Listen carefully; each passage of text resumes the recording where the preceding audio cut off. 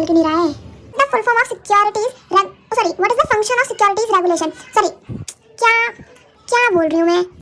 Hello everyone, welcome to my channel brilliant minds. तो आज की इस वीडियो में हम class 10th chapter number 2 securities के एमसीक्यू सॉल्व करेंगे।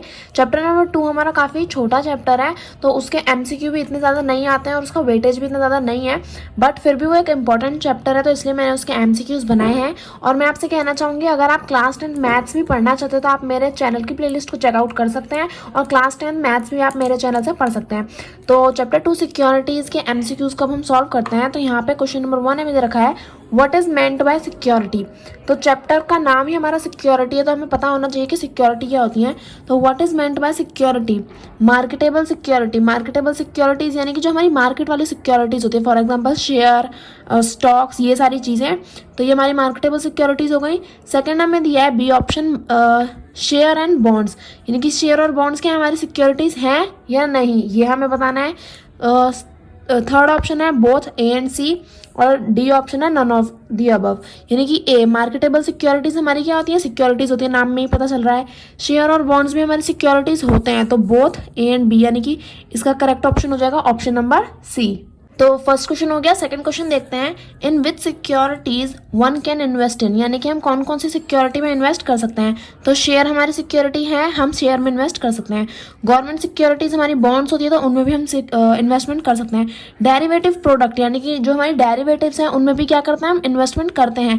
तो इन तीनों में हम इन्वेस्टमेंट करते हैं, तो डी ऑप्शन जो है ऑल ऑफ द अबव, ये क्या हो जाएगा हमारा करेक्ट ऑप्शन हो जाएगा। तो क्वेश्चन नंबर 3 हमें यहाँ पे दे रखा है what is meant by regulators, यानी कि रेगुलेटर्स से आपको क्या समझ में आता है, ग्रुप ऑफ मैन। तो नहीं, रेगुलेटर हमारा कोई आदमियों का ग्रुप नहीं होता है। Organisation that control market, union of farmer, या फिर नथिंग। तो रेगुलेटर्स क्या होते हैं, जो मार्केट को रेगुलेट करते हैं। रेगुलेट यानी कि कंट्रोल करते हैं कि मार्केट क्या करे, एक डिजायर मैनर में बिहेव करे, यानी कि अच्छे तरीके से काम करे। तो बी ऑप्शन जो है organisation that control market. Union of farmer, जो हमारा यूनियन होता है, यूनियन मीन्स ग्रुप, तो फार्मर का ग्रुप का भला सिक्योरिटीज में क्या काम, और नथिंग भी नहीं हो सकता, क्योंकि ऑर्गेनाइजेशन जिसमें रेगुलेटर्स क्या करता है, कंट्रोल करता है मार्केट को। तो ये बी ऑप्शन क्या है, इसका करेक्ट ऑप्शन है। तो क्वेश्चन नंबर 4 हमें यहाँ पे दे रखा है who are the participant in security market, यानी कि सिक्योरिटी मार्केट के पार्टिसिपेंट्स कौन कौन होते हैं। तो फर्स्ट दिया है issuer of security, second issuer, investor and intermediary, third merchant banker, fourth issuer, intermediaries. तो यानी कि जो सिक्योरिटी मार्केट के जो पार्टिसिपेंट होते हैं वो कौन कौन होते हैं, इशूअर जो सिक्योरिटी को इशू करता है, इन्वेस्टर जो जिस सिक्योरिटी में इन्वेस्ट करता है अपना पैसा, और इंटरमीडियरी यानी कि जो ब्रोकर होते हैं वो।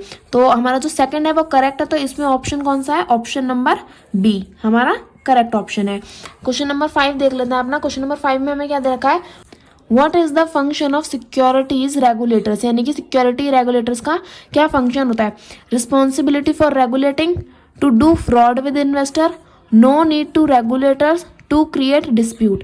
यानी कि जो सिक्योरिटीज रेगुलेटर्स होते हैं उनकी क्या जरूरत है, उनका क्या फंक्शन है। तो रेगुलेटर्स क्या करते हैं, सारी चीज़ों की रिस्पॉन्सिबिलिटी लेते हैं कि वो क्या करेंगे, मार्केट में सब कुछ कंट्रोल करेंगे। कंट्रोल यानी कि रेगुलेट करेंगे, रेगुलेटिंग। तो रिस्पॉन्सिबिलिटी फॉर रेगुलेटिंग, यानी कि ऑप्शन नंबर ए क्या हो गया हमारा करेक्ट ऑप्शन हो गया। बी, सी और डी हमारे करेक्ट हैं। टू डू फ्रॉड, इन्वेस्टर के साथ फ्रॉड करना भला रेगुलेटर्स का काम है, नहीं, इनसे बचाता है वो।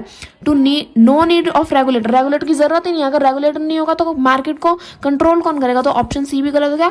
To create dispute, to create dispute का मतलब है लड़ाई झगड़े पैदा करवाना, यानी कि लड़ाई झगड़े बढ़वाना, तो ये भी गलत ऑप्शन है, तो ये भी नहीं होगा। क्वेश्चन नंबर 6 दिया है who are the market regulators, market regulators होते कौन है।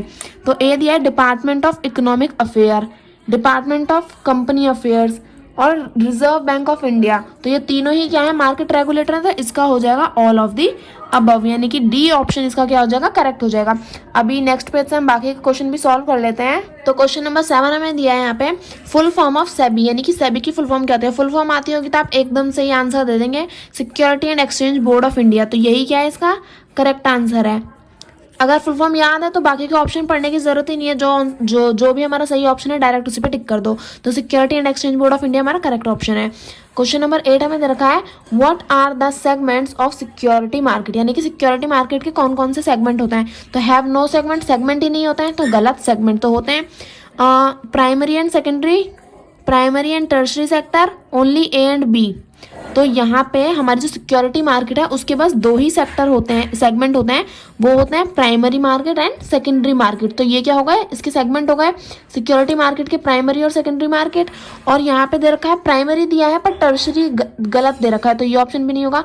यहाँ दिया है only A and B, B तो है पर ए नहीं है, तो ये भी क्या हो जाएगा, हमारा गलत ऑप्शन हो जाएगा। तो ऑप्शन नंबर बी हमारा करेक्ट ऑप्शन है। क्वेश्चन नंबर 9 हमें यहाँ पे दे रखा है, is it necessary to transact through an intermediary. क्या ये ज़रूरी है कि हमें जब ट्रांजैक्शन करनी है, यानी कि अगर हमें अपनी सिक्योरिटीज़ को ट्रेड करना है तो हमें एक इंटरमीडियरी की ज़रूरत है, यानी कि एक ब्रोकर या सब ब्रोकर की ज़रूरत है।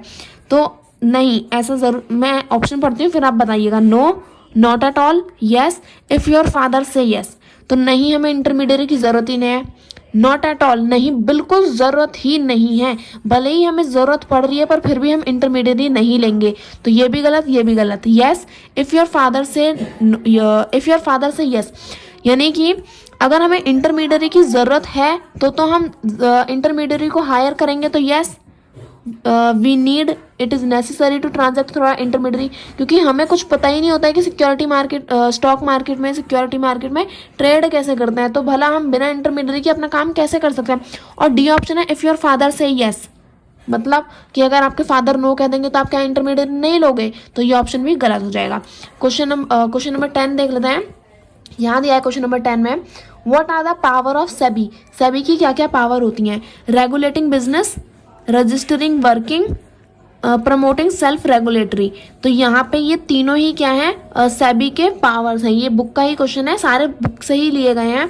तो रेगुलेटिंग बिजनेस यानी कि जो भी सिक्योरिटी मार्केट में अपना बिजनेस कर रहा है, शेयर, यानी कि बिजनेस इन द सेंस अपने शेयर, सिक्योरिटी, कोई एक कंपनी ही होगी ना, तो उसका बिजनेस है तो वो रेगुलेट करेगी सेबी की, वो कहीं फ्रॉड कंपनी तो नहीं है ना, कोई फ्रॉड बिजनेसमैन तो नहीं है ना, तो वो देखना। रजिस्टर वर्किंग, कौन किस तरह का काम करता है, किसी का गलत काम है तो उसको भी रजिस्टर करना, कोई कितना अच्छा काम करना है उसको भी रजिस्टर करना, तो ये काम भी सेबी का है। प्रमोटिंग सेल्फ रेगुलेटरी, तो जो सेल्फ रेगुलेटरीज होती हैं उन्हें क्या करना, प्रमोट करना।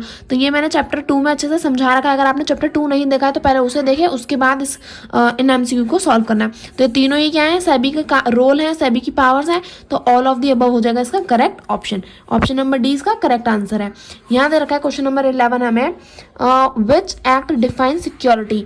तो कौन सा एक्ट है जो सिक्योरिटी को डिफाइन करता है। स्कारा 1956, एफसीआर 1932, सेबी 1992, आईसीए 1952।